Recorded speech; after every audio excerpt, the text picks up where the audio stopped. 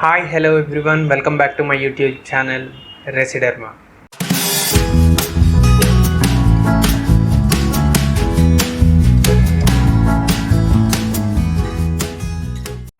For those who are new to this channel, I am Dr. Ram Sushruth and I am from Hyderabad and I make lot of educational content on dermatology. Today's video is on hair cycle and its applied aspects. For those who haven't subscribed yet, please subscribe to my channel and hit the bell icon below so that you get updates as soon as I post a new video.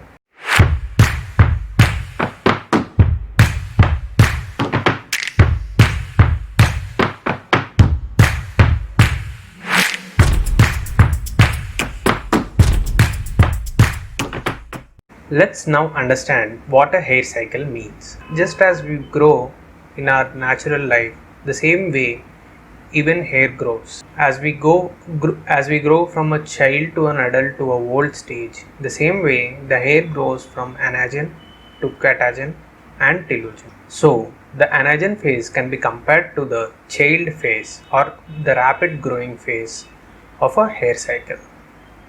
The adult age can be compared to a catagen phase, which is a transition phase which occurs in a hair cycle, whereas the telogen phase is the old age of the hair. It becomes weak and it becomes old and slowly goes into exogen or kenogen. The hair cycle in humans is asynchronous process.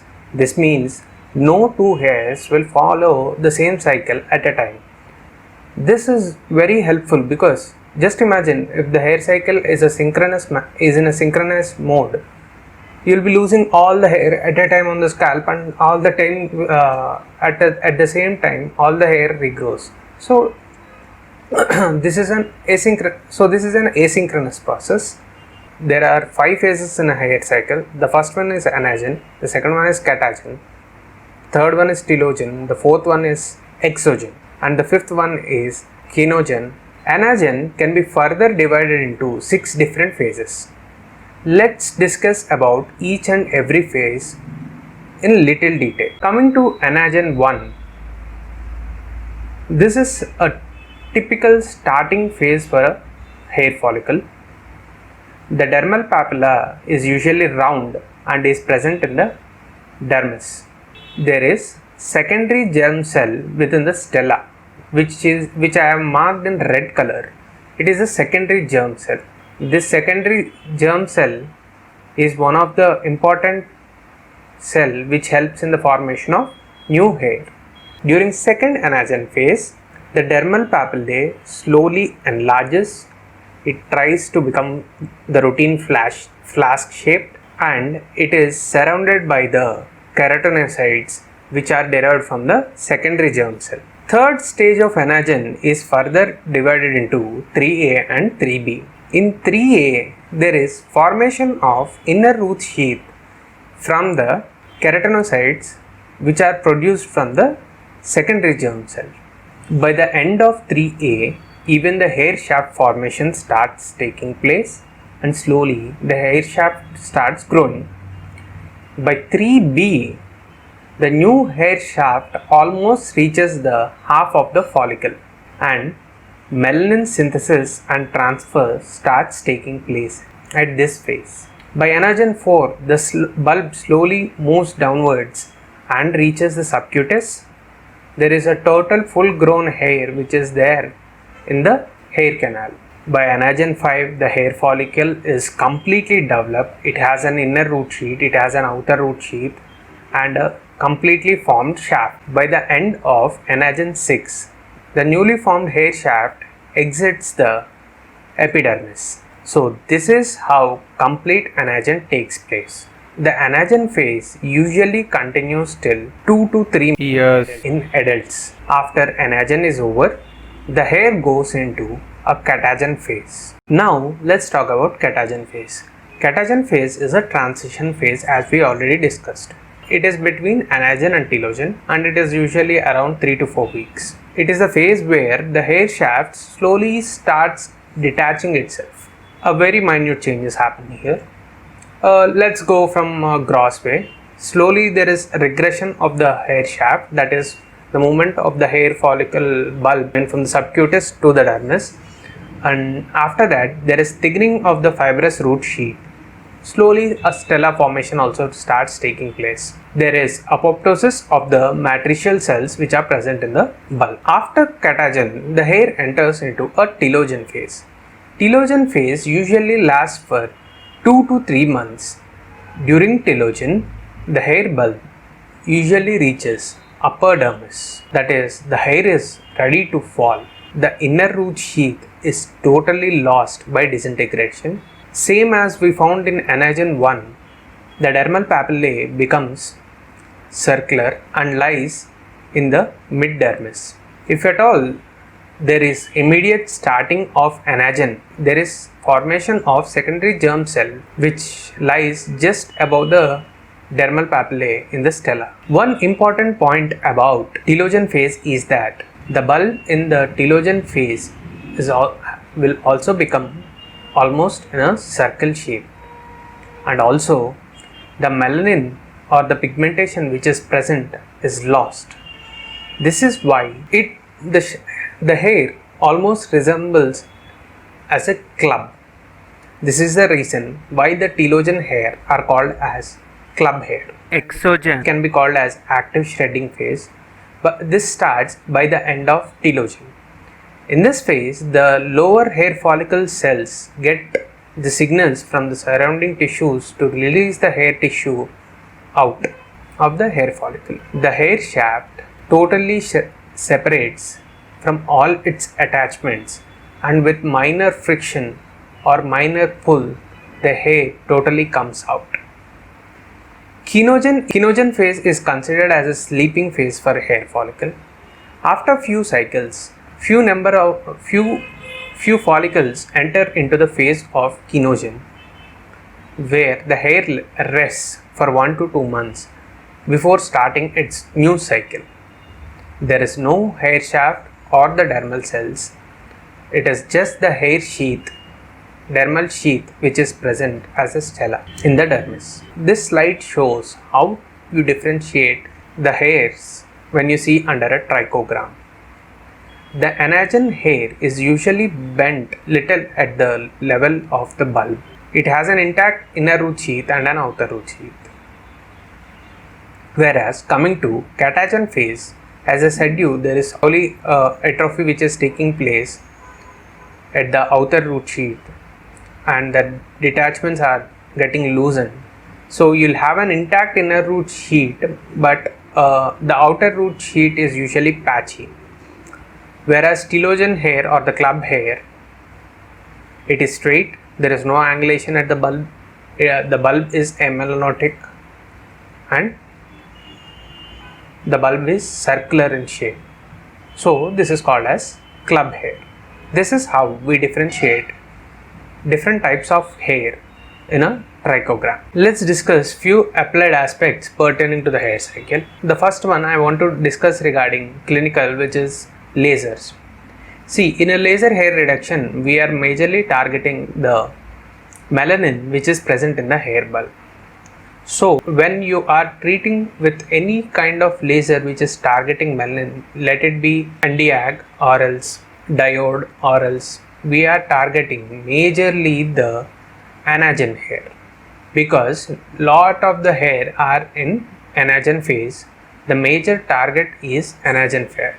Though catagen hair also contain melanin at the hair bulb, there are very few hair which are present in catagen phase during active treatment.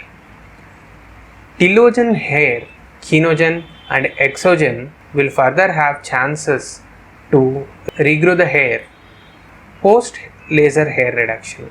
Let's talk about anagen effluvium. Let's understand the term effluvium. Effluvium means loss of more than 100 hair for a period of 2 to 4 weeks. Approximately every human being contains 1 lakh hair. Out of them, the most commonly lost hair are telogen hair. So, instead of telogen hair, if there is loss of large amount of anagen hair, it can be considered as anagen effluvium. The most commonest cause of anagen effluvium is post-radiation and chemotherapy drugs. The other commonest causes are pemphigus, secondary syphilis. There is one more genodermatosis which is associated with anagen hair loss. It is called as loose anagen hair syndrome. In conditions like alopecia areata also there is anagen hair loss.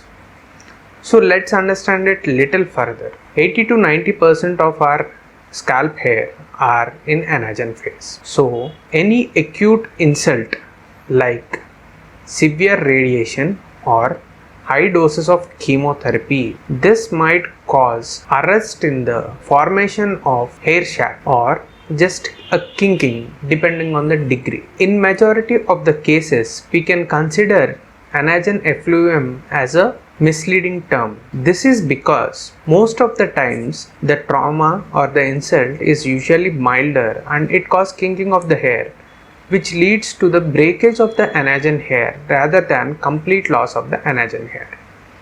The restoration of the anagen hair follicle depends on the severity of the trauma. Majority of the cases, the hair growth usually occurs within 2 to 3 months. If the radiation is so severe or the immunological damage is so severe to an extent it damages the whole follicular area and even the stem cells, then the new hair growth formation does not occur. Anagen effluvium can also be seen in poisonings like mercury, boron and thallium poisonings. Alopecia areata is a commonest cause where you can see dystrophic anagen hair. During this condition, the lymphocytes have more specificity for the anagen hair. Immune attack causes a sudden shift from the hair in the hair follicle from an anagen to a dystrophic catagen, which causes a massive hair cycle change that leads to the shredding of the hair. In conditions like pemphigus, the antibodies might target the hair follicle as there are desmosomes which are also present in the hair follicle, and there can be perilesional loss of the hair. This can also be considered as Nikolsky sign of the scalp. Coming to the drugs which cause anagen effluvium, antimicrotubule agents are the major causes. This is followed by topoisomerase inhibitors, alkalyters and antimetabolites. The drugs which we use in dermatology that might cause anagen effluvium are cyclophosphamide, 5-fluorouracil and methotrexate. Coming to loose anagen hair syndrome. This is an autosomal dominant condition with varied penetrance. In this condition, what happens is the inner root sheath might keratinize prematurely, which causes a separation between the inner root sheath and the outer root sheath. This causes loosening of the hair. In some cases, abnormal keratin formation might also be a cause. In this condition, typically the anagen hair can be pulled very easily.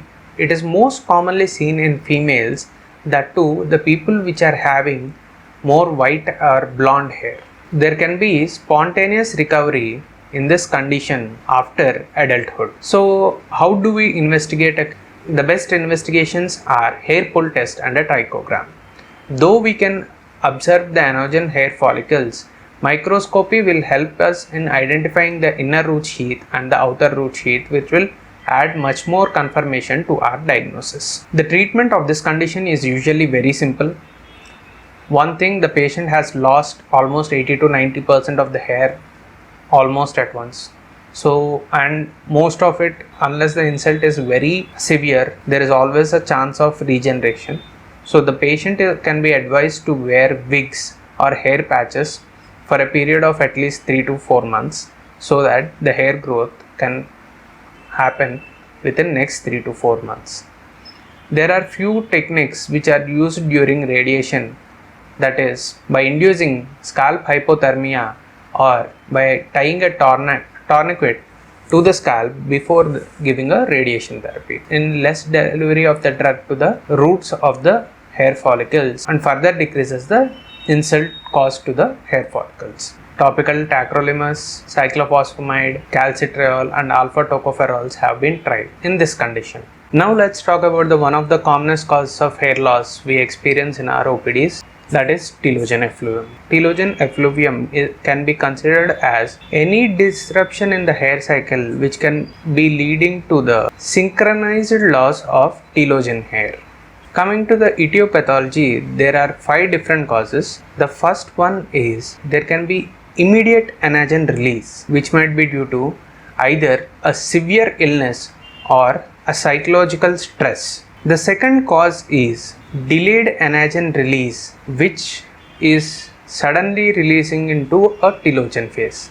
This happens in pregnancy, where there is continued anagen phase for a longer period, and post pregnancy these all anagen hair will suddenly come into telogen. The third reason is immediate telogen release. This process occurs most commonly with drugs like minoxidil. When minoxidil is used, it initiates anagen, which causes immediate release of telogen hair. The fourth cause is shortened anagen phase. This is one of the major causes for chronic telogen effluvium, which might be due to multiple number of causes or deficiencies. In this condition, the patient usually experiences mild persistent hair loss and they have an inability to grow long hair. The final cause is delayed telogen release. These are all the etiopathological factors which can contribute to telogen effluvium. The telogen effluvium can be further classified into acute telogen effluvium, chronic telogen effluvium, and chronic diffuse telogen hair loss. As I said, the acute telogen effluvium can be caused due to excess psychological stress or fevers or sudden changes in any medications, sudden diet plans, crash diets, heavy metal ingestion, poisonings, seasonal variations, etc. Whereas chronic telogen effluvium is usually caused due to shortened anagen phase. Chronic diffuse telogen hair loss can be caused due to number of factors like thyroid disorders, out of which hyperthyroidism is one of the most commonest causes, followed by hypothyroidism. This is followed by anemias, which can be iron deficiency anemia or megaloblastic anemia, or zinc deficiencies in cases like acrodermatitis enteropathica, or acquired zinc deficiencies due to bad nutrition, hypoproteinemias due to crash diets or excess carbohydrate diets, advanced malignancies, fatty acid deficiencies, and so on. Drugs like retinoids, minoxidil, cytotoxic drugs, anticonvulsants, anticoagulants can also cause this type of telogen effluvium. Again, in cases, trichogram plays a major role. Before treating these patients, it is very important to find out the causative factor. We have to rule out all the deficiencies and all the endocrine disorders which can cause chronic telogen effluvium. Beyond that, with supplementations, we can use drugs like minoxidil, and in males, we can use drugs like finasteride. So that's it for today. I hope you understood about hair cycle and its applied aspects. Please don't forget to subscribe to my video and share this video with others. Don't forget to hit an bell icon because you'll get updates as soon as I post the video.